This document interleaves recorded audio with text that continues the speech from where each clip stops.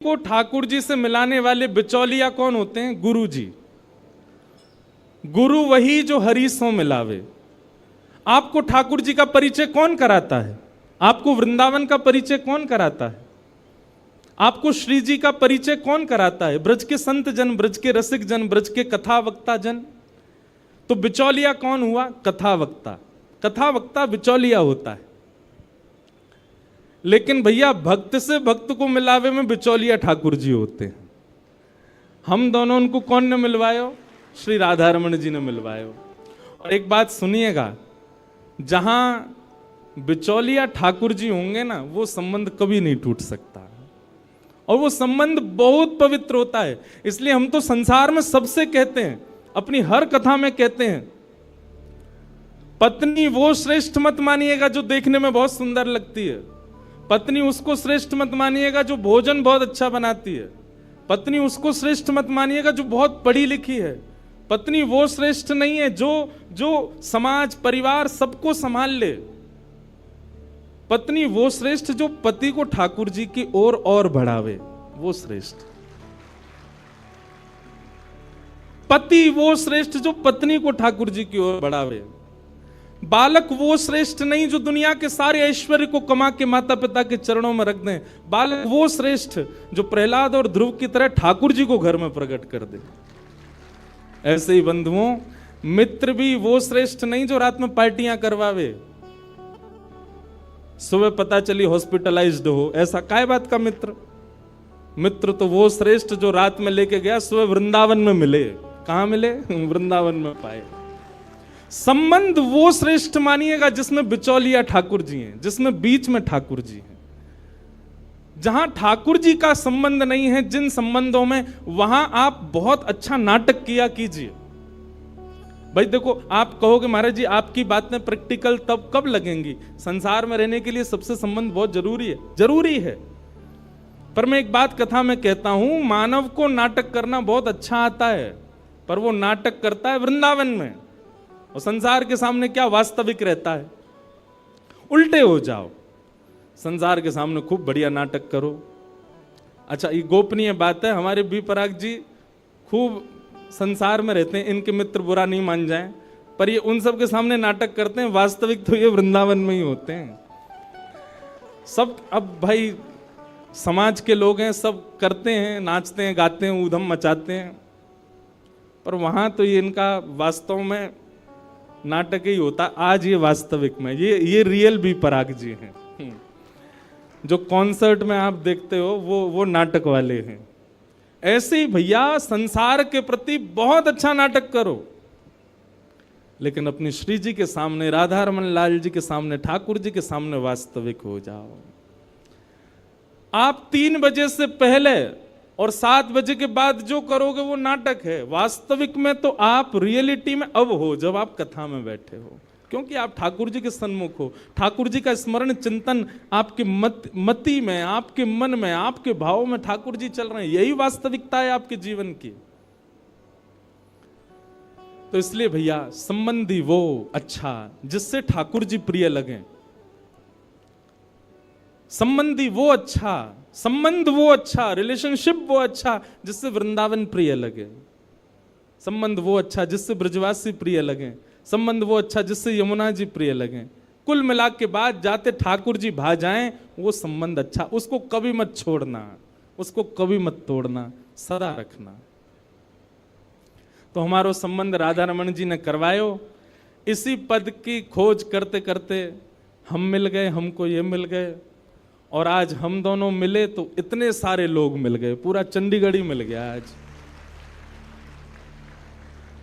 वृंदावन प्रकट उत्सव की बधाई हो। अरे नेक रूखी सी नहीं, जोर की देव बधाई हो, बधाई हो, बधाई हो। अब 7 दिन रोज बधाई गवेगी। वृंदावन प्रकट हो रहा है महाराज, हमारे चित्त में होना चाहिए। आहा, मन मेरा बन गया सखी रे पावन वृंदावन। राधा नाचे, कृष्ण नाचे, नाचे गोपीजन। मन मेरा बन गया सखी रे पावन वृंदावन। ओहो मन मेरा बन गया सखी पावन वृंदावन। बोलो वृंदावन बिहारी लाल की। आइए अब कथा में प्रवेश करें और फिर बीच बीच कथा में ही वृंदावन के भाव सुनते रहेंगे। श्रीमद् भागवत जी का महात्मा आज हम सुनेंगे और कल से प्रथम स्कंद से कथा शुरू होगी। रोज हमारे भारत के श्रेष्ठ संत जन यहाँ पधारेंगे, आप सबको उनका दर्शन होगा। पर एक बात हमारी बहुत ध्यान से सुनना, हमने अधिकतर संत महापुरुषों को समय दिया है कथा में आने का, क्योंकि सबको आना जाना ही है 3 बजे का, और जब श्रोता ही आएंगे 4 बजे के बाद तो फिर आप लोग ही वंचित रहोगे उनके दर्शन से।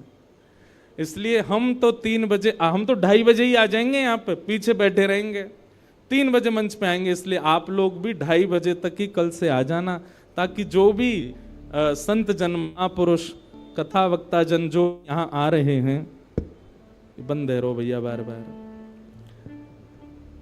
उन लोगों का आप सबको दर्शन और उनके प्रवचनामृत प्राप्त हो जाएं। इसलिए कल से बिल्कुल समय से आइएगा आप लोग। भागवत जी के महात्म्य में प्रवेश करें। प्रथम श्लोक भागवत जी का सब लोग बड़े भाव से मेरे साथ स्मरण करो।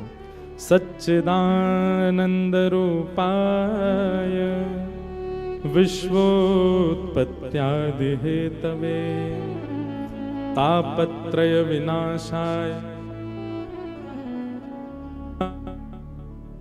नमः।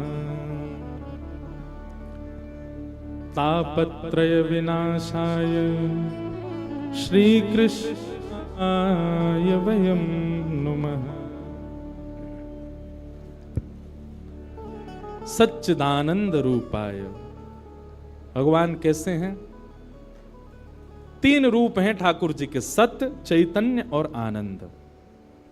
चाहे आप बिहारी जी का दर्शन करो, गोविंद देव जी का दर्शन करो, गोपीनाथ जी, राधा रमण जी, राधा वल्लभ जी, आपके घर के लड्डू गोपाल जी, श्री प्रियालाल जी, सब 3 रूप में व्यवस्थित हैं।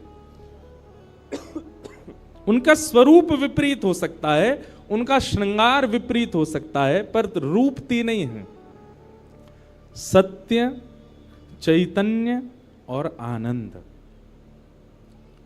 ठाकुर जी ही सत्य हैं, इस संसार में और कोई सत्य नहीं है। त्रिकालावाधित सत्य हैं, वे परम सत्य हैं। हम एक बात कथा में कहा करते हैं, जिस व्यक्ति के सामने झूठ बोलने में आपकी जीव को संकोच होता हो, बहुत ध्यानपूर्वक सुनिएगा, जिस व्यक्ति के सामने झूठ बोलने में आपकी जिह्वा को संकोच होता हो, आप ये विश्वास मान लीजिएगा, या तो वो ठाकुर जी का अंश है या कोई परम भजनानंदी वैष्णव है।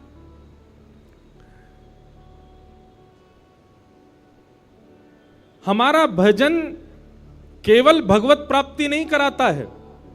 आप भजन करते हो, भजन से आपको ठाकुर जी मिल जाएंगे, ये एक बात है, पर दूसरी बात यह भी है कि आप भजन करते हैं तो आप एक ऐसा ऑरा लेकर के चलते हैं कि सामने वाला व्यक्ति आपके उस ऑरे में जब आता है तो असत्य भूल जाता है, वो नहीं बोल पाएगा आपके सामने।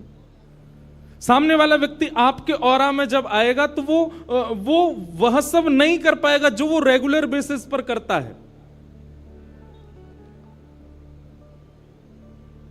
उस व्यक्ति के चित्त में कहीं ना कहीं ठाकुर जी के प्रति प्रेम प्रकट होता है। इसलिए भजन केवल इसलिए नहीं करना है कि हमको ठाकुर जी मिले, भजन इसलिए भी करना है कि वैष्णव जब चलता है, जब घूमता है, जब विचरण करता है, उसके विचरण से ना जाने कितनों का चित्त पवित्र होता है।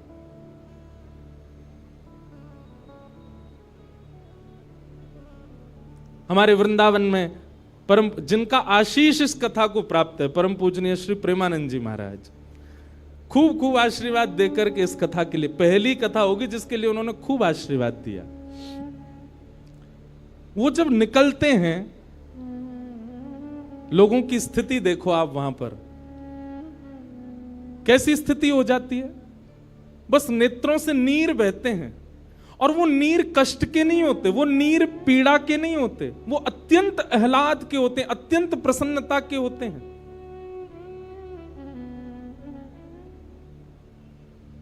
कितने लोग घुटने पर बैठ करके अपने विषादों को, अपनी जीवन की समस्त पीड़ाओं को केवल उनके दर्शन मात्र से उनको लगता है कि बस सब नष्ट हो गया। ये आज की बात नहीं है, सदा सर्वदा से हमारे भारत में ऐसे ऐसे लोग जन्म लिए हैं। इस्कॉन के स्थापक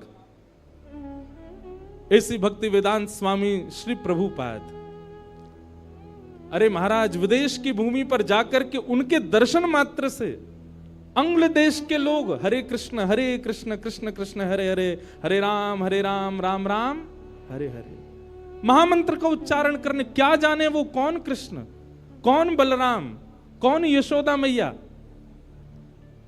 बुरा नहीं मानिएगा, दुर्भाग्यवश हम सनातनी लोगों के बच्चे इतना नहीं जानते होंगे, पर भक्ति वेदांत स्वामी श्री प्रभुपाद जी की कृपा से अंग्रेजों के बच्चे, उनको गीता के 700 श्लोक याद है, उनको भगवत गीता कंठस्थ है, उनको ठाकुर जी की पूरी लीलाएं याद है। स्वामी श्री विवेकानंद, किन किन का नाम लें हम, इनकी उपस्थिति मात्र से, इनके आने, रियल इन्फ्लुएंसर इनको कहा जाता है। किनको कहा जाएगा? जो आपकी बुरी आदतों को भी केवल अपनी उपस्थिति मात्र से नष्ट कर दे। अरे बोलना तो बहुत आगे की बात है, प्रवचन करना बहुत आगे, वो खड़े हो जाएं सामने, आप कुछ गलत कर नहीं सकते। क्यों? क्योंकि उनके भजन में इतनी सामर्थ्य है, उनके भाव में इतना बल है कि आप उनके सन्मुख कुछ अपशब्द बोले ही नहीं सकते, सोच ही नहीं सकते। दुनिया के सामने आप नेत्र बंद करो तो आपके चिंतन में विषय भी आ जाएंगे, आपके चिंतन में सांसारिक वस्तुएं भी आ जाएंगी, पर आप किसी ऐसे वैष्णव के सामने खड़े हो, आप चाह करके भी विषय का चिंतन नहीं कर सकते, आप चाह करके भी संसारी भोग विलासों को सोच नहीं सकते। इसलिए भजन केवल इसलिए नहीं करना है कि हमको ठाकुर जी मिलेंगे, भजन इसलिए भी करना है क्योंकि भजन करने से जब आप चलते हैं, फिरते हैं, घूमते हैं, बैठते हैं, उठते हैं, तो आपके भजन के प्रभाव से कितनों पर क्या क्या प्रभाव हो रहा है आप नहीं जानते। भगवान सत्य है,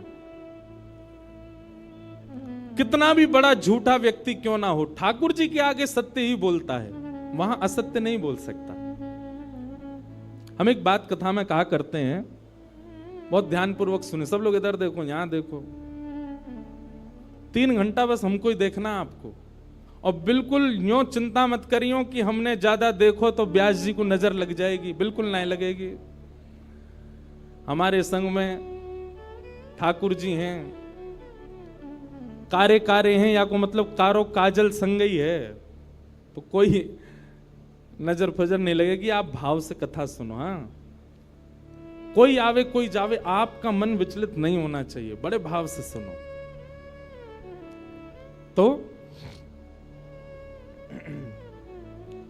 भगवान सत्य हैं, अत्यंत असत्य बोलने वाला व्यक्ति भी ठाकुर जी के सामने असत्य नहीं बोल सकता, वहां सत्य ही प्रकट होता है। तो मैं कथाओं में कहा करता हूं, 108 माला रोज करने वाला, नित्य तिलक लगाने वाला, कंठी माला धारण करने वाला, एकादशी व्रत करने वाला, हर महीने वृंदावन जाने वाला, उस व्यक्ति का जितना पुण्य है, उस व्यक्ति की जितनी भक्ति है, उस व्यक्ति की जितनी श्रेष्ठता है, उतनी ही श्रेष्ठता उस व्यक्ति की भी है जो सत्य का आचरण करता है। भले ही वो तिलक नहीं लगाता है, भले ही वो एकादशी नहीं रखता है, भले ही वो कंठी नहीं पहन पाता, भले ही वो वृंदावन नहीं जा पाता, पर सत्य वचन बोलता है, सत्य का आचरण करता है, ऐसा व्यक्ति भी पुण्यात्मा है, ऐसा व्यक्ति भी साधक है। क्यों? वो सत्य की उपासना कर रहा है। तो भगवान का पहला स्वरूप क्या है? सत्य। वे सत्य हैं। और कैसे सत्य हैं? बोले त्रिकालाबाधित सत्य हैं। जब हम नहीं थे वृंदावन तब भी था, आज हम हैं वृंदावन आज भी है, हम नहीं रहेंगे वृंदावन बिहारी लाल, कुंज बिहारी लाल, राधा रमन लाल तब भी रहेंगे। अरे जब ये स्वरूप प्रकट नहीं हुए थे वृंदावन तब भी था। वृंदावन कोई ब्रह्मा की बनाई कृति नहीं है, वृंदावन को तो हमारी श्यामा जी ने अपने अपने स्वयं के निज कर से बनाया है। वृंदावन का एक एक कण, वृंदावन में एक एक पौधा, वृंदावन की एक एक गली कूचा, वृंदावन की एक एक वस्तु श्री जी ने पधराई है। इसलिए उसके प्रति कभी दुर्भावना नहीं लानी चाहिए चित्त में।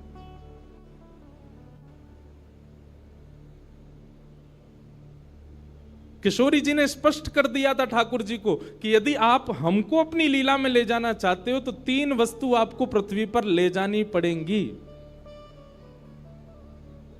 यत्र वृंदावनम नास्ति यत्र नो यमुना नदी यत्र गोवर्धनम नास्ति तत्र नो रमते मनः। वृंदावन, यमुना जी और श्री गोवर्धन, ये 3 ब्रह्मा ने नहीं बनाए हैं। इन तीनों का निर्माण श्री गोलोक धाम में स्वयं हमारी वृषभानु दुलारी श्यामा जी ने निज कर से किया है। श्री जी यहीं विरह करती रहती, यहीं विहार करती रहती हैं, वो कहीं नहीं जाती। जब ठाकुर जी आ रहे थे ब्रज भूमि पर लीला करने के लिए, श्री जी को कहा आप भी चलो, तो श्री जी ने कहा ये 3 जहां होते मैं वहीं रहती हूं, मेरा इनके अलावा मन नहीं लगता। तब ठाकुर जी गोलोक धाम से रेप्लिका भी नहीं, कॉपी भी नहीं, साक्षात वृंदावन यमुना जी और श्री गोवर्धन को लेकर के वृंदावन आए, भूमि पर आए और आकर के उसको व्यवस्थित किया। तब हमारी किशोरी जी पधारी, तब हमारी लाडली जी आई। इतना प्रिय है किशोरी जी को वृंदावन। आज कथा में आने से पहले वृंदावन महिमामृत एक ग्रंथ है, उस ग्रंथ को मैं देख रहा था। तो उस ग्रंथ में श्री प्रबोधानंद सरस्वती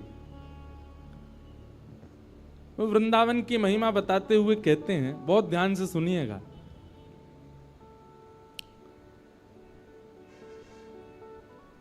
इस दुनिया में सबसे बड़ा आश्चर्य क्या है? इस दुनिया में सबसे बड़ा आश्चर्य है भगवान, सबसे बड़े आश्चर्य। और उन आश्चर्य रूपी भगवान ने दुनिया बनाई तो निश्चित है कि दुनिया भी आश्चर्य रूप से भरपूर है। वो 7 वंडर्स नहीं, 7 आश्चर्य नहीं जो लोग देखने जाते हैं, पर दुनिया में हर वस्तु, मैं भी आश्चर्य हूं, आप भी आश्चर्य हो, हम सब आश्चर्य हैं। क्यों? क्योंकि हमको आश्चर्य रूपी भगवान ने बनाया है। आश्चर्य का मतलब समझते हैं ना? आश्चर्य रूपी भगवान ने सृष्टि को बनाया तो निश्चित है कि सृष्टि आश्चर्यजनक है। आश्चर्यजनक भगवान ने आश्चर्यजनक सृष्टि को बनाया, पर ऐसे आश्चर्यजनक भगवान जिनको देख के ब्रह्मा भी आश्चर्यचकित हो जाता है, वह श्री कृष्ण भी वृंदावन को देख करके आश्चर्य में रहते हैं। वह श्री जी भी वृंदावन को देख करके आश्चर्य में रहती हैं।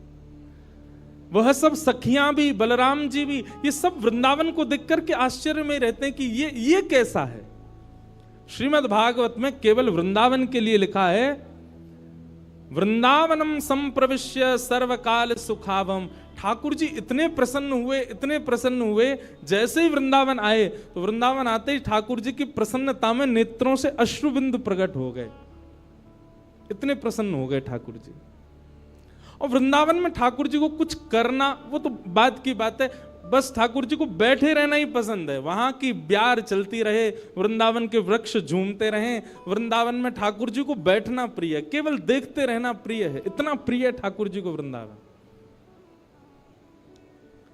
ऐसा वृंदावन, तो वृंदावन भी सत्य है। जैसे ठाकुर जी का स्वरूप सत्य है, वृंदावन भी सत्य है। क्यों? हजारों लोग वृंदावन जाते हैं और सबके चित्त में वृंदावन ऐसे घर करके बैठ जाता है। जो एक बार जावे, वृंदावन में भीड़ खूब, वृंदावन में व्यवस्था इतनी ज्यादा नहीं है, वृंदावन में प्रशासन के इतने वो हैं, बिहारी जी भी अगर दर्शन करना हो तो बहुत योजनाएं बनानी पड़ती हैं, पर फिर भी वृंदावन सबको इतना प्रिय क्यों है?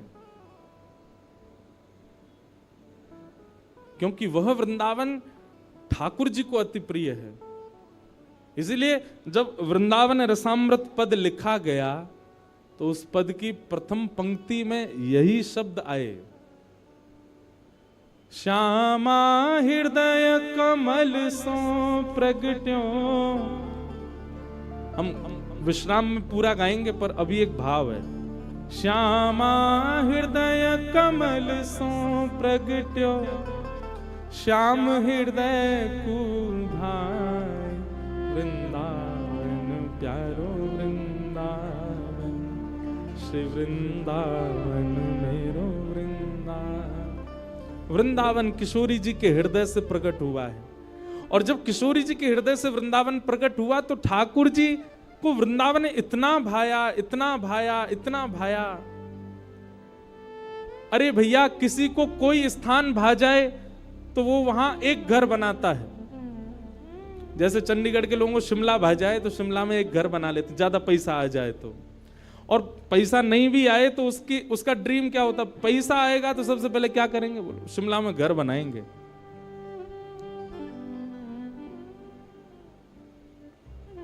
और कौन सी जगह कल जो हम देख रहे थे, आपके घर से जो दिखती है, कौन सी जगह है वो, कसौली, वहां घर बनाएंगे। किसी को कोई स्थान भा जाए तो वहां एक घर बनाने की सबका ड्रीम होता है, पहाड़ पर तो विशेष रूप से। हमारे ठाकुर जी ने वृंदावन में 5000 घर बनाए। कितने? 5000 से ज्यादा मंदिर हैं वृंदावन में। वृंदावन का मतलब आप केवल वही मत समझा कीजिए छठी ग्रा से लेकर के और यमुना जी तक, संपूर्ण 84 कोस जो है ये पूरा वृंदावन ही है। पर जहां बिहारी जी विराज रहे हैं, राधा वल्लभ जी विराज रहे हैं, राधा रमण जी विराज रहे हैं, यमुना जी बह रही हैं, गोपेश्वर महादेव हैं, ये उस 84 कोस वृंदावन का मध्य है, सेंटर है। बाकी वृंदावन तो पूरा 84 कोस का है। संपूर्ण 84 कोस में 5000 से ज्यादा मंदिर है। मंदिर मतलब ठाकुर जी ने घर बनाए हैं। इतना प्रिय है ठाकुर जी को वृंदावन। और जो ठाकुर वृंदावन से चले भी गए, मदन मोहन जी, गोपीनाथ जी, गोविंद देव जी, वो जहां जाके विराजे वृंदावन वहां प्रकट कर लिया। आप कभी जयपुर जाइए, जयपुर में गोविंद देव जी जाइए, आपको ऐसा लगेगा ही नहीं कि आप राजस्थान में हो, ऐसा लगेगा वृंदावन में ही है। मदन मोहन जी बिहरत निस दिन कुंज गलिन में, ब्रज जन मन सुख धाम, मदन मोहन को रूप निरख के, सनातन बलि बलि जाए, वृंदावन प्यारो। मदन मोहन जी सनातन गोस्वामी ने इनको प्रकट किया। मदन मोहन जी भी पहले जयपुर में ही विराजते थे। गोपीनाथ जी, गोविंद देव जी और श्री मदन मोहन जी तीनों जयपुर में ही थे। बहुत ध्यान से सुनिए सब लोग। तो जयपुर के राजा की पुत्री मदन मोहन जी की सेवा करती थी। मदन मोहन जी कोई लाड़ लड़ाती, पूरे दिन उन्हीं को सजाती रहती, उन्हीं का श्रृंगार करती, सेवा करती। राजा स्वयं गोविंद देव जी की सेवा करते और उनकी जो पत्नी थी वो गोपीनाथ जी की, मतलब पूरा परिवार ही तीनों ठाकुर की सेवा करते थे। अलग अलग भवन में, अलग अलग महलों में ठाकुर जी विराजते थे। तो राजा की पुत्री का विवाह हुआ करौली राजस्थान में, जहां मदन मोहन जी अभी विराजते हैं। तो राजा की पुत्री का जब विवाह हुआ तो पुत्री से राजा ने कहा, बिटिया ये बताओ तुम्हारा विवाह है, तुमको हम दहेज में क्या दें? वैसे तो हमने सब दिया, लेकिन फिर भी तुम्हारी कोई इच्छा हो तो मांगो। उसने कहा, पिताजी मुझे सबसे ज्यादा प्रेम श्री मदन मोहन जी से है। आप माता जी और पूरा परिवार गोविंद देव जी, गोपीनाथ जी की सेवा किया करो। मदन मोहन जी को मैं ले जाऊं अपने साथ, अपने ससुराल में इनकी सेवा करूंगी। बड़ी अच्छी कथा है, ध्यान से सुनना। राजा रोने लगा, अपनी पुत्री के चरणों में सिर झुका के बोला, मुझे क्षमा कर दे पुत्री, तू जो मांगेगी सो दूंगा, पर ये मेरे हृदय हैं, मैं इनको नहीं दे सकता। मैं वृंदावन से मुगलों से बचा करके इनको लेके आया हूं। वैसे तो ठाकुर जी को बचने की कोई आवश्यकता, ठाकुर जी कृपा करके आए हैं जयपुर में राजा के ऊपर। पर इनको देख करके मेरे प्राण बचते हैं। तू जो मांगेगी सो दे दूंगा। पर मदन मोहन जी बोले, पिताजी गोविंद देव जी गोपीनाथ जी हैं ना आपके पास में, मदन एक ठाकुर जी मुझको दे दो। यहां राजा की जिद हो गई, नहीं दूंगा। पुत्री की जिद हो गई कि मुझे तो चाहिए, नहीं तो मैं विदाई नहीं होंगी। राजा की पत्नी ने भी कहा, अब इतनी कह रही है तो आप दे दीजिए ना, हमारे पास 2 ठाकुर हैं, इनकी सेवा हम करेंगे विस्तार से। और वैसे भी मदन मोहन जी की पूरी सेवा बचपन से उसने ही की है। तो राजा ने एक प्रस्ताव रखा। बोले, अच्छा पुत्री एक काम करते हैं। बोले, क्या?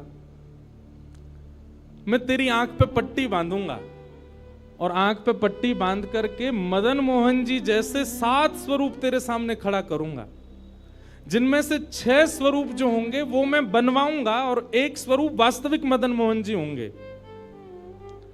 आंख पे पट्टी बांध करके तुझे स्पर्श करके अगर तूने असली मदन मोहन जी को पहचान लिया तो मैं ये मान जाऊंगा कि तू नहीं, ठाकुर जी तेरे संग जाना चाहते हैं। ठाकुर जी की इच्छा पता चल जाएगी। तो राजकुमारी बोली, ठीक है, आप ये प्रयोजन कीजिए। राजा ने महाराज कारीगरों को बुलवाया और मदन मोहन जी के डिट्टो कॉपी 6 स्वरूप बनवाए और 6 स्वरूप बनवा करके मदन मोहन जी सहित 7 स्वरूपों को खड़ा किया। पुत्री के आंख पर पट्टी बांध दी, एक जैसा इत्र, एक जैसी पोशाक, एक जैसा मुकुट, एक जैसा श्रृंगार, सब कुछ बिल्कुल एक जैसा।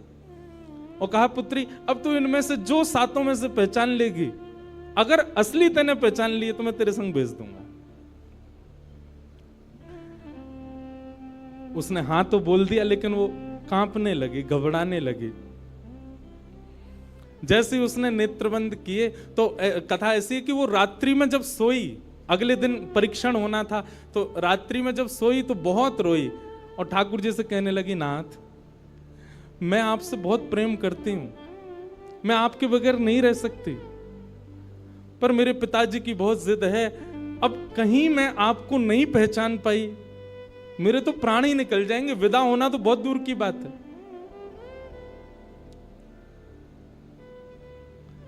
रुदन करते करते करते करते, बंधुओं एक मेरी बात बहुत ध्यान से सुनिएगा, कभी ठाकुर जी के विरह में यदि आपके अश्रु नहीं आए हैं ना, तो अभी आप भक्ति के भाव से बहुत दूर हो। आपको वृंदावन जाना अच्छा लगता है, वृंदावन में घूमना अच्छा लगता है, राधा राधा नाम ध्वनि पर झूमना अच्छा लगता है, कथाएं प्रवचन सत्संग बढ़िया लगते हैं, ये सब एक प्रथम सोपान, प्रथम सीढ़ी है। पर प्रमुख सीढ़ी तो भजन मार्ग या भक्ति पथ की विरह है। अगर वो आपके चित्त में कभी ठाकुर जी के लिए नहीं आया है तो अभी आप बहुत पीछे छूटे हुए हो। रात भर रोती रही और रुदन करते करते, नाथ मैं कैसे पहचानूंगी कि आप सत्य कौन से हो। मदन मोहन जी उसके स्वप्न में आ गए और स्वप्न में आकर के बोले, तू चिंता मत करे, तेरो ही मन ना है मुंह ले जावे को, मेरो भी मन है रो तेरे संग जावे को। अरे जे सब मेरी सेवा तो करें, पर तेरी जैसी सेवा तो कोई करेगा ना, मेरो भी बड़ो मन है तेरे संग चलवे को। तो उसने कहा, तो नाथ कुछ कृपा तो करो। बोले, हाँ मैं एक काम करूंगा। बोले, कहा, तू सबरे स्वरूपन को जब स्पर्श करेगी ना, तो असली मदन मोहन जो मैं हूं, तू मेरे हाथन को स्पर्श करियो। तो हाथ कैसे? ऐसे। ठाकुर जी त्रिभंग लली ठाकुर जी हैं, तो ठाकुर जी बोले, तू मेरे हाथन को स्पर्श करियो, तो जितने मेरे अन्य स्वरूप हैं 6 वो तो ऐसे ही रहेंगे, लेकिन जैसे ही तू वास्तविक मेरे सामने आवेगी, सो मैं अपनी इकन्नी उंगली उठा दूंगा, अपनी कोने वाली उंगली उठा दूंगा।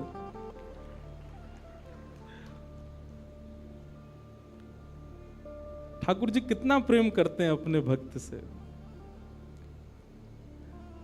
ठाकुर जी बोले, मैं अपनी इकन्नी उंगली उठा दूंगा और तू स्पर्श करती करती मेरी जैसे इकन्नी उंगली उठे, वाकू पकड़ लियो और तुरंत पिताजी से कह दियो, जय रे मदन मोहन जी, मैं चल दूंगा तेरे संग। अब तो दूसरे दिन वो पिताजी के पास गए, पिताजी जल्दी करिए, कब चलना है, कब? बोले, तुझे तो इतना विश्वास है जैसे तू वास्तविक में मदन मोहन जी को ले ही जाएगी। लेकिन बिटिया तू भी याद रखियो, मैंने ऐसे स्वरूप बनवाए हैं कि कोई बता ही नहीं सकता कि असली मदन मोहन कौन से। बोले पिताजी आप सन्मुख पधराओ तो। महाराज भीड़ लग गई देखने वालों की, पूरा राजभवन इकट्ठा हो गया जयपुर का। 7 स्वरूप विराजमान हुए। पुत्री के आंख पर, अभी विवाह हुआ, उसका विदाई नहीं हुई है, आंख पर पट्टी बांध करके और कहा जाओ, अगर मदन मोहन जी की इच्छा होगी तो तू ढूंढ ले। अब मदन मोहन जी तो पहले ही बता चुके हैं, ऐसे मिलूंगा।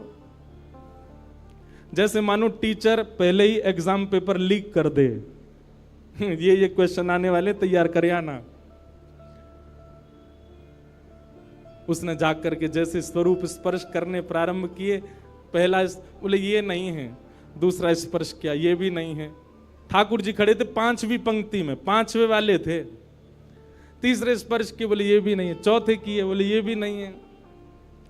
जैसे ही 5वें का स्पर्श किया और मुखमंडल का स्पर्श किया, गले का स्पर्श किया, वक्ष का स्पर्श कर, जैसे ही ठाकुर जी की भुजा पकड़ी, सो ठाकुर जी ने अपनी कन्नी उंगली हिला दी। और जैसे ही कन्नी उंगली हिलाई, उसने तो, पिताजी यही है मदन मोहन जी। आहा, राजा के तो नेत्रों से आंसू गिर गए, चरणों में गिर गए, उठ करके अपनी बिटिया को गले से लगा लिया, कान में बोले बोले मैंने कन्नी उंगली हिलते हुए देख ली। मुझे ये बात पता चल गई है कि भैया तेरी जिद नहीं है इनको ले जाने की, इनकी भी जिद है तेरे संग जाने की। और महाराज गाजे बाजे रथ में आरूढ़ करके श्री मदन मोहन लाल जी करौली राजस्थान को प्रस्थान किए। बोलो मदन मोहन लाल की। बिहरत निस दिन कुंज गलन में, ब्रज जन मन सुख धाम। मदन मोहन को रूप निरख के, मदन मोहन को रूप निरख, सनातन बल बल जाए। वृंदावन प्यारो वृंदावन, श्री वृंदावन मेरो। ये भैया ऐसे ही भजन नहीं बना है, ये ऐसे ही आपके झूमने के लिए कीर्तन नहीं, ये पूरा वृंदावन समाविष्ट करवा दिया हमारे गिरधरलाल जी ने एक ही पद में। पूरा वृंदावन विराज रहा है। ठाकुर जी जड़ नहीं है। दूसरा स्वरूप क्या है ठाकुर जी का? चैतन्य।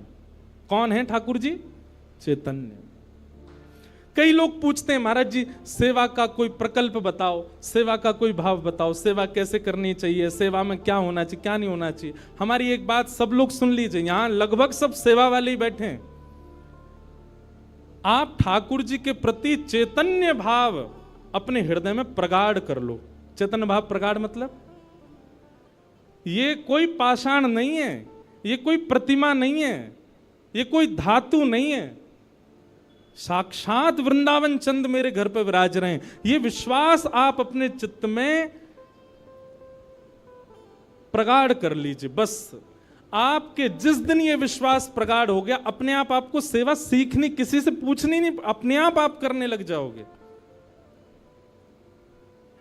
अरे मां को नहीं बताना पड़ता पुत्र की सेवा कैसे होती है, पत्नी को नहीं सिखाना पड़ता पति को कैसे पूछना है। सारे संबंध हम अपने आप सीख लेते हैं। तो ठाकुर जी से जो हमारा प्रेम भाव है, उसके लिए हमको पूछना क्यों पड़ता है कि कैसे करें, भोग कैसे लगाएं, सुलाएं कैसे, ये कैसे करें। शास्त्रीय बात पीछे है, पहले आप प्रेम भाव में तो आओ। ठाकुर जी अपने आप सिखा देंगे अपनी सेवा कैसे करनी।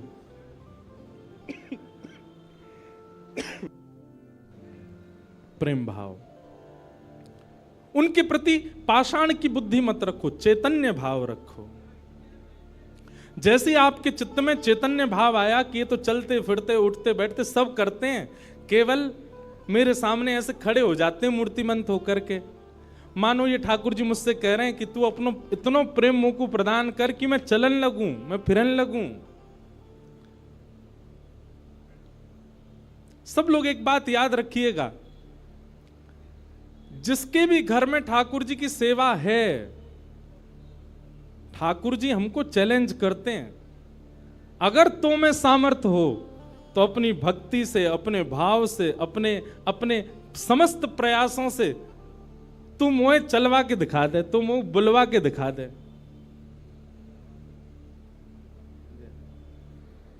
बोलो गंगा मैया की जय। वापस प्रस्थान कर जाओ। महाराज जी हरिद्वार को प्रस्थान कर रहे हैं। महाराज जी के श्री चरणों में बार आऊंगा महाराज जी, मैं दिसंबर में आऊंगा जल्दी। बोलो गंगा मैया की जय। मैं क्या कह रहा था? ठाकुर जी हम आप सबको एक चैलेंज दे के रखें कि तो में यदि सामर्थ्य हो, मुझे बुलवा के दिखाए दे, मुझे चलवा के दिखाए दे, मुझसे कोई लीला करवा के दिखा दे। मैं तो ऐसे ही बैठा रहूंगा लड्डू गोपाल बने। तेरे प्रेम में सामर्थ्य हो तो तू करवाए ले। जिस दिन ठाकुर जी हमारे घर आ जाते हैं उसी दिन से हमारी एक चैलेंज हमारे ऊपर आ जाता है। हम में सामर्थ्य हो, ठाकुर जी बोल के दिखा दें, ठाकुर जी कुछ करके दिखाएं।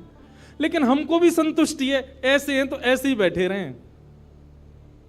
हमको लगता है ऐसे ही रहें, इससे ज्यादा कुछ करें नहीं। इसलिए ठाकुर जी को भी लगता है जब इसके चित्त में ही भाव नहीं है तो मैं और लीला क्यों ही करूं। चैतन्य भाव चित्त में लाओ। जैसे एक बालक जन्म लेता है तो माँ और पिता प्रतीक्षा करते हैं, अब ये कब बोलेगा, माँ कब बोलेगा, पापा कब बोलेगा, ये चलना कब सीखेगा, ये स्कूल कैसे जाएगा, ये बड़ा होकर के जॉब करेगा, बिजनेस आदि आदि सब भाव। ऐसे एक सेवक साधक के चित्त में भी अपने ठाकुर जी के प्रति भावना होनी चाहिए। ये बोलेंगे कब? हम एक बधाई गाते हैं ना नंदोत्सव में, उस बधाई में एक पंक्ति गाते हैं, धन्य घड़ी जब होए यशोदा मैया कह के बोले, नूपुर बांध दो चरणन में घुट मन डोले, नूपुर बांध दो चरणन में घुट मन डोले, पकड़े बाबा की उंगरिया तेरो ललना जुग जुग जीवेरी यशोदा मैया तेरो ललना। स्वामी जी हरिदास जी जब सेवा करते थे ना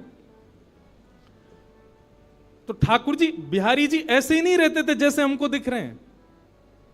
स्वामी जी जैसे ही कपाट करते थे सोई बिहारी जी बैठ जाते थे, बंसी वंसी सब नीचे करके हाथ सीधे कर लेते। मैं तो हार गयो पूरे दिन खड़े खड़े। स्वामी जी तुम बार बार पर्दा करते रहे करो।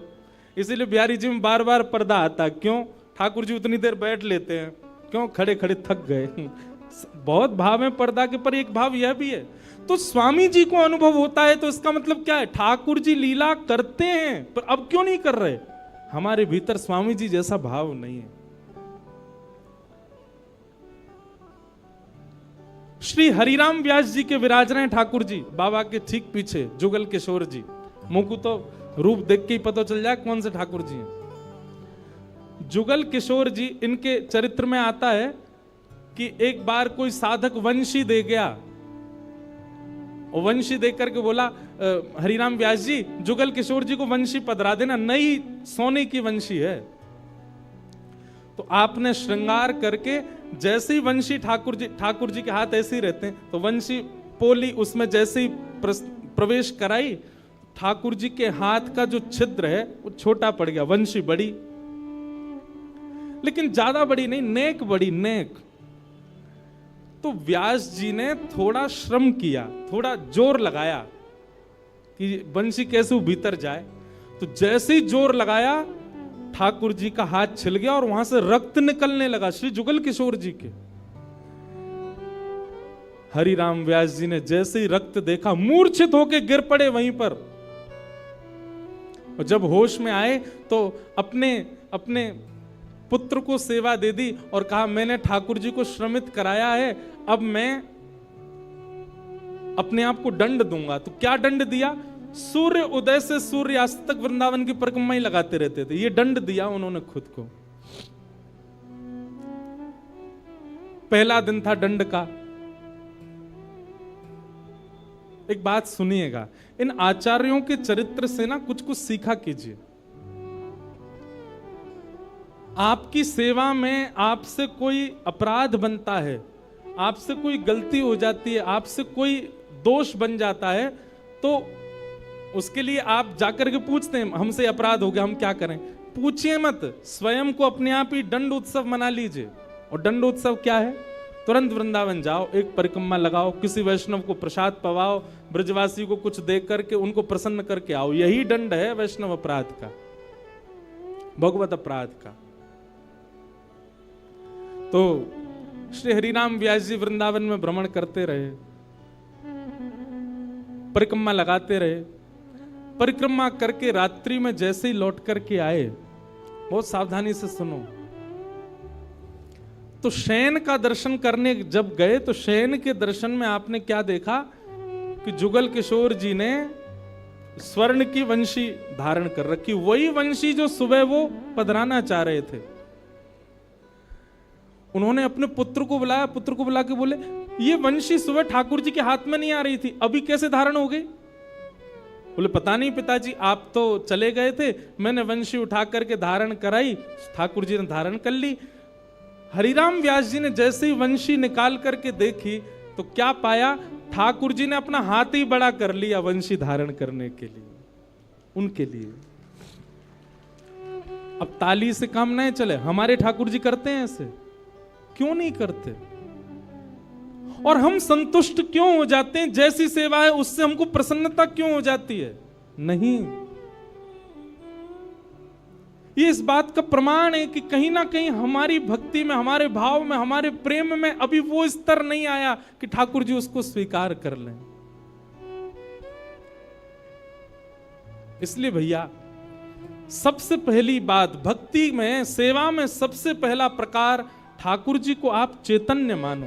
वो जड़ नहीं है, वो पीतल के नहीं है, वो अष्टधातु के नहीं है, वो मार्बल के नहीं है, वो साक्षात ठाकुर जी हैं, वो साक्षात चैतन्य है। उनके प्रति चैतन्य बुद्धि आपने धारण कर ली, अपने आप ठाकुर जी अपने आप लीलाएं कराना प्रारंभ कर देंगे। मुझे चैतन्य मानो, ठाकुर जी के प्रति चैतन्य भाव रखो। और एक काम और किया कीजिए, शयन में ठाकुर जी की चरण सेवा तो करनी है, और संग ही संग क्या करोगे? जैसे यशोदा मैया लाल जी को कोई कहानी सुनाती है, ऐसे ही आप कथा सुन के जाते हैं, या YouTube पर भी सुनते हैं, कहीं भी सुनते, कोई चरित्र सुनते हैं आप, लीला, वो लीला ठाकुर जी को सुनाया करो। अब कई लोग क्या करते हैं, कथा चालू करके फोन में ठाकुर जी के आगे धर देते हैं। अच्छी बात है, हमारी हाजिरी लग जाती है आपके ठाकुर जी पर शयन के समय तो आप अपने ठाकुर जी को स्वयं कथा सुनाओ। जैसे बालक को माँ से कहानियां सुनकर के नींद आती है, वैसे ही हमारे घर के ठाकुर जी, बंधुओं देखो, मंगला में जब ठाकुर जी सुबह सुबह उठते हैं ना, उस समय आप कौन हो? उस समय आप गोपी का स्वरूप हो। सभी साधक बहुत ध्यान से सुनिएगा। मंगला में ठाकुर जी के उत्थाप, सुबह सुबह उठाने के समय आप गोपी स्वरूप धारण करके ठाकुर जी को उठाओ। मध्याह्न में श्रृंगार के बाद आप ठाकुर जी के सन्मुख श्री जी के भाव से या सहचरी के भाव से जाओ, और रात्रि शयन के समय ठाकुर जी के सन्मुख श्री यशोदा जी के भाव से जाओ। इन तीन भाव से ठाकुर जी की सेवा में प्रस्तुत होना चाहिए। सुबह गोपी के भाव से या फिर ग्वाल के भाव से, ग्वाला के भाव से ठाकुर जी को उठा रहे हैं, लाला बोर है गई, जल्दी चल, गैया चरावे चलना है, इस भाव से उठाओ। या कोई गोपी के भाव से कि लाला मैंने ऐसा माखन निकारो, तू चोरी करेगा ना, इस भाव से उठाओ। मध्याह्न के समय कोई ब्रज की गोपी या फिर कोई सहचरी, ललिता विशाखा या श्री जी के भाव से ठाकुर जी को रूप दर्शन करके, श्रृंगार दर्शन करके बार बार बलैया लो। एक प्रियतमा के भाव से ठाकुर जी का दर्शन करो। और रात्रि शयन के समय यशोदा के भाव से ठाकुर जी को सुलाओ। ठाकुर जी को कोई कथा सुनाओ, लीला सुनाओ, पद सुनाओ और चरण सेवा करो। चैतन्य। और ठाकुर जी का तीसरा स्वरूप क्या है? आनंद।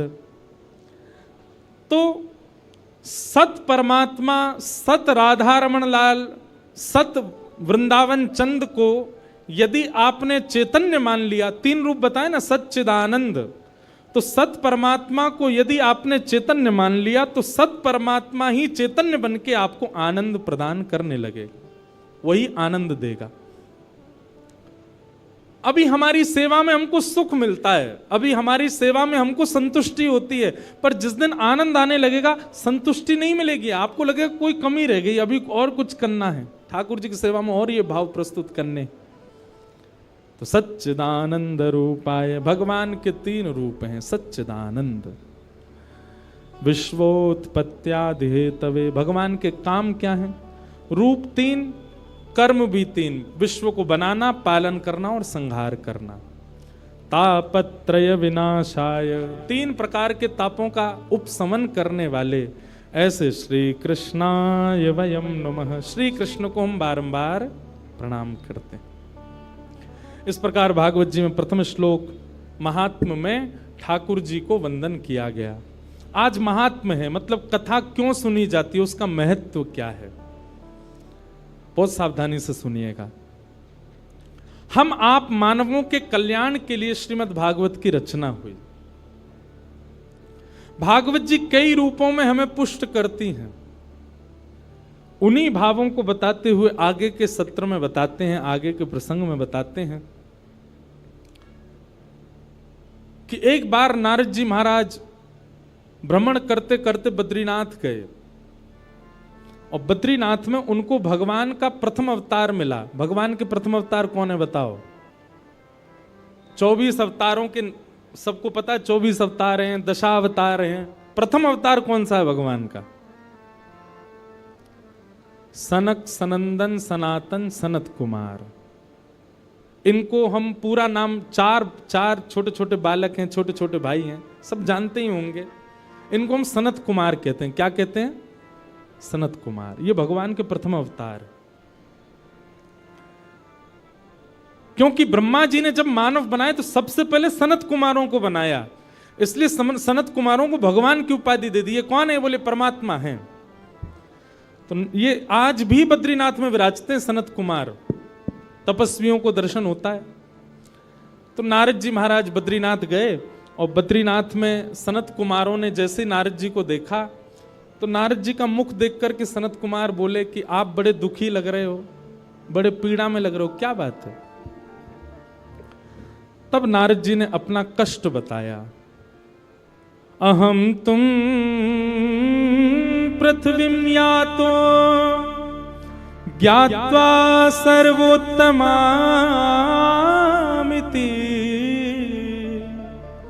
पुष्करम च प्रयागम च काशी गोदावरी तथा। नारद जी महाराज बोले, हे सनत कुमार, मैं देवलोक से पृथ्वी पर आया ये जान करके कि पृथ्वी तो बहुत अच्छी है। बहुत सावधानी से सुनना। जैसे जो लोग विदेश जाते रहते हैं ना, वो विदेश ना जाने वालों के आगे विदेश का ही गुण गाते रहते हैं। अमेरिका ऐसा है, लंदन ऐसा है, ऑस्ट्रेलिया ऐसा है, विदेश का ही यश सुनाते रहते हैं।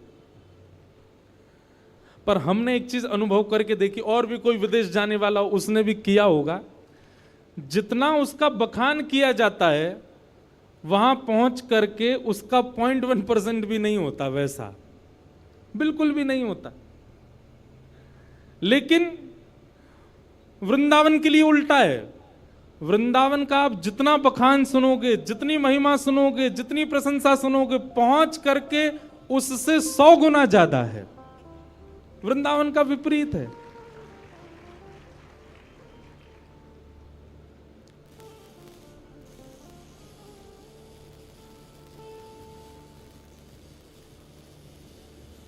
काय हो भैया? बोलो वृंदावन बिहारी लाल की जय। हम एक बात कहते हैं, इधर देखो, कथा में लाइट जावे, चिर्र मिर्र होती रहे, कभी कोई आते आते गिर जाए, माइक बंद हो जाए, तो यही समझना चाहिए ठाकुर जी घूम रहे हैं पंडाल में। क्यों भाई? दैवी शक्ति है, और दैवी शक्ति कहीं आ जाए तो निश्चित है कि ये संसारी वस्तुएं अपने आप ही डामाडोल तो होंगी। दैवी शक्ति हमारे पास भी आ जाए, हमारा स्पर्श कर ले, तो हम भी स्थिर तो नहीं रह सकते। हमारे भी नेत्रों से आंसू, कई लोग पूछते हैं बहुत आंसू आते ठाकुर जी को देखते, यही समझना चाहिए ठाकुर जी छू रहे हैं आपको, इसलिए आ रहे हैं आंसू। लेकिन संसार के लिए रोवे वारे इनकी नहीं है ये बात। 31 सेक्टर वाली छोड़ के चली गई, रो रहे हैं ठाकुर जी ने छुआ है मुझको। नहीं नहीं, ठाकुर जी ने नहीं छुआ है। ठाकुर जी ने छुआ ये कब जानो? जब वे वजह वृंदावन को याद करके स्वयं भगवान बताते हैं। जैसे ठाकुर जी का रूप स्वरूप महिमा कथा में हम बताते हैं, ऐसे ठाकुर जी अपने भक्त का लक्षण बताते हैं। क्या कहते हैं? वाग्गदगदा द्रवते यस्य चित्तम् रुदत्य भिक्ष्णं हसति क्वचित् विलज्ज उद्गायत नृत्यते च मद्भक्ति युक्तो भुवनम पुनातु। ठाकुर जी कहते हैं, बोले बैठे बैठे मेरी कथा सुनते सुनते जिसका कंठ भर आता हो। मेरे भक्त के लक्षण क्या है भगवान बता रहे हैं। मेरी कथा सुनते सुनते जिसका गला भर आता हो, नेत्रों से अविरल अश्रुधार गिरने लग जाती हो, और अश्रुधार गिरते गिरते गला भरे भरे तभी मेरी कोई मधुर लीला सुन के रुदन करते करते हंसने लग जाता हो, और वही लीला सुनते सुनते चरम स्थिति में आकर के भुजा उठा करके उन्माद नृत्य करता हो, कभी हंसने लग जाए कभी रोने लग जाए, भुजा उठा करके बिना चिंता किए कौन क्या कहेगा मेरे संकीर्तन में नृत्य करने लग जाए। भगवान कहते हैं मद भक्ति युक्तो, वो मेरा भक्त है, जिसके नेत्र से बिना किसी कारण के बस मेरी याद में अश्रु आ जाते हों, वो मेरा भक्त है। तो ठाकुर जी स्पर्श करेंगे तो निश्चित है कि अश्रु आने हैं। तो भगवान का आगमन होता है तो ही ऐसा होता है पंडाल में। तो हम क्या बता रहे थे कि जिस प्रकार आप विदेश की बहुत प्रशंसा सुनते हैं, पर जब आप वहां जाएंगे तो आपको अनुभव होगा कि जो सुना था वैसा कुछ भी नहीं है, बिल्कुल विपरीत है। ठीक वैसे ही देवलोक में पृथ्वी की बहुत महिमा गाई जाती है। ये देवता आपस में बैठे बैठे हम आप सबकी बड़ी महिमा गाते हैं, बोले इंसान कितने भाग्यशाली, इनको दर्शन करने के लिए बद्रीनाथ, केदारनाथ, वृंदावन, श्रीनाथ द्वारा दक्षिण में चले जाओ, तिरुपति बालाजी, वैष्णो देवी उत्तर भारत में, अमरनाथ, कितने सारे दर्शन के स्थान हैं। ये जब जहां चाहें जा सकते हैं, जब चाहें कथा सुन सकते हैं, जब चाहें अपने गुरुदेव के स्थान पर जा सकते हैं। इनके लिए कितने सौभाग्य की बात है, क्योंकि देवता सब जगह नहीं जा सकते, देवताओं के लिए प्रतिबंध है सब जगह जाना। नारद जी महाराज ने सोचा इतनी पृथ्वी की महिमा है तो मैं देख के तो आऊं पृथ्वी है कैसी। लेकिन नारद जी कहते हैं मैं पृथ्वी पर आया और पृथ्वी आकर के मैं सब जगह घूमा, पर जैसा मैंने सुना था वैसा मुझे कुछ नहीं मिला।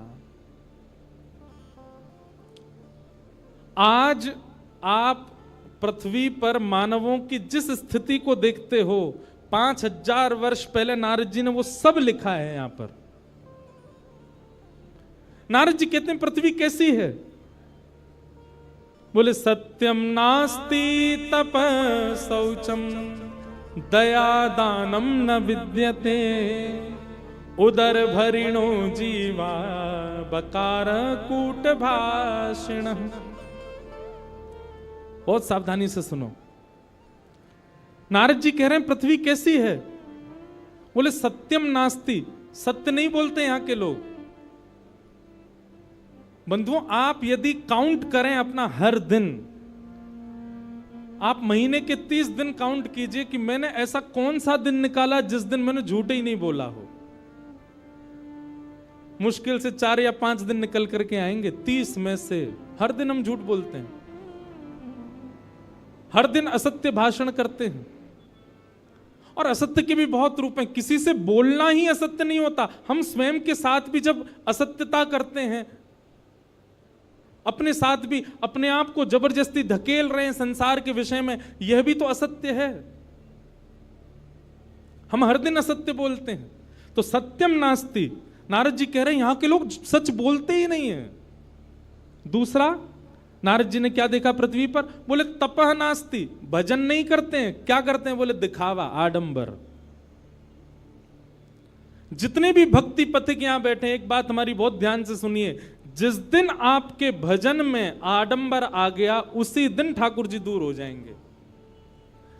आपने एक बार भी यह विचार कर लिया कि मैं ऐसा करूं जिससे 4 लोगों को दिखे कि ओहो ये तो बड़ा भक्त है, उसी दिन ठाकुर जी दूरी बना लेते हैं। ये आडंबर है। कभी भी इस भावना से कुछ नहीं करना है। ना कथा इस भावना से व्यास को करनी चाहिए, ना सेवा इस भावना से सेवार्थी को करनी चाहिए, ना नाम जप इस भावना से नाम जापक को करना चाहिए। जैसे काउंटर भी कई लोग रखते हैं, बहुत ज्यादा काउंटिंग्स उसमें बढ़ जाती है, तो फिर संतों को दिखा भी देते हैं, महाराज जी 35,000 नाम हो गए सुबह से अभी तक। क्यों? आपकी भक्ति में जिस दिन प्रदर्शन आ जाएगा, ठाकुर जी उसी दिन कोसों दूर चले जाएंगे। इसलिए प्रदर्शन नहीं, दर्शन में रहो। एक बात सदैव याद रखना,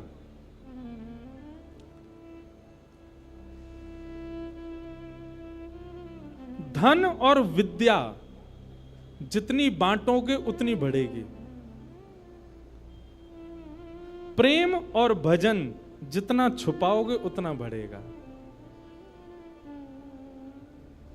विद्या का यदि आपने विस्तारीकरण नहीं किया, बांटा नहीं, तो विद्या आपकी खराब हो जाएगी। ऐसी धन, बहुत धन हो जाए और आप उसको जमा करते जाओ, कहीं दो मत, तो धन भी खराब हो जाएगा। कैसे खराब होगा? आपके परिवार की मति बिगाड़ देगा, वो गलत जगह पे उसको खर्च करने लग जाएंगे।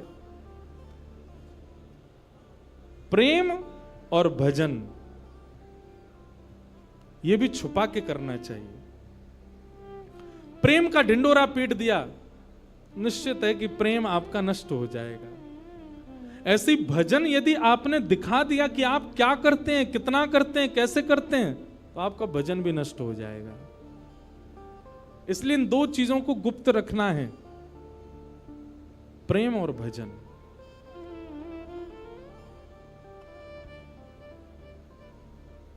नारद जी महाराज कहते हैं सत्य नहीं बोलते संसार के लोग, तप नहीं करते। बोले भजन तो गोपनीय रूप से होता है, यहां तो दिखावा करते हैं लोग। तपह नास्ति, शौचम नास्ति, बोले पवित्रता केवल दिखावे की है। नहा लेते हैं 2 बार दिन में, लेकिन पवित्र नहीं है। हम लोग स्वच्छ तो रहते हैं, हम लोग सुंदर तो रहते हैं, पर पवित्रता नहीं है। पवित्रता बाह्य नहीं होती, भीतर की होती है। पवित्र नहीं है। तपह नास्ति, शौचम नास्ति, तपह नास्ति, और क्या कह रहे हैं? बोले दया नास्ति, दया भी नहीं है हम लोगों के अंदर। दया के नाम पर भी हम केवल दिखावा करते हैं। और फिर क्या कह रहे हैं? बोले दानम नास्ति, दान भी नहीं करना जानते हम। एक बात हमारी सुनिएगा, दान का स्वरूप शास्त्रों में बताया गया कि अगर आपने किसी को कुछ दिया और देने के बाद में अगर आपने किसी से जाकर के कहा ये तो मैंने दिया था, उसी समय आपका दान का पुण्य खत्म हो जाता है। किसी को प्रदान करने के बाद आप गा नहीं सकते कि ये मैंने दिया था। और दान का मतलब धन देना ही नहीं होता, दान का मतलब वस्त्र देना ही नहीं होता, दान का मतलब असहाय को उसकी जरूरतमंद वस्तु देना ही नहीं होता। दान के रूप में बहुत कुछ आता है। कई बार ऐसा देखा गया कि किसी व्यक्ति की सहायता से कोई व्यक्ति बहुत श्रेष्ठ बन गया। अब वो श्रेष्ठ बन गया तो वो नीचे खड़ा खड़ा सबको बोलता है मैं नहीं तो बनाया इसको, मेरे ही भजन से, मेरे ही बल से, मुझसे पैसे मांग के ले गया था, आज देखो इतना बड़ा आदमी बन गया। आप नहीं कह सकते इस बात को।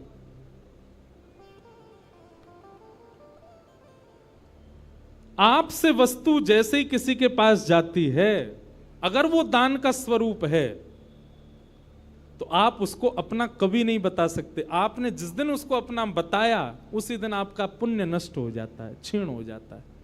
तो दानम नास्ति, हमारा तो काम ही है कि जब तक फोटोग्राफर नहीं हो तब तक दान ही नहीं करते।